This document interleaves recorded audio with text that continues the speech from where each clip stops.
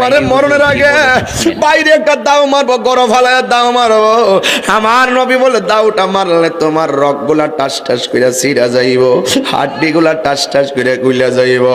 ওরে বাবা রে, তাজা রক্তগুলা পানি পানি হইয়া যাইব।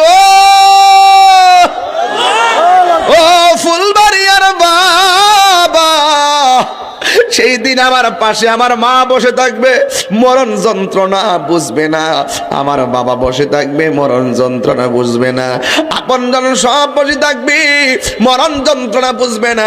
মরণের আগে একটা মরণ কামড় কয় না যে মরার আগে একটা সাইড দিয়ে মরে, এই সাইডটা যে কত কষ্ট, এই কথা ফুলবাড়িয়ার মানুষ সন্ধান জানে না রে বাবা।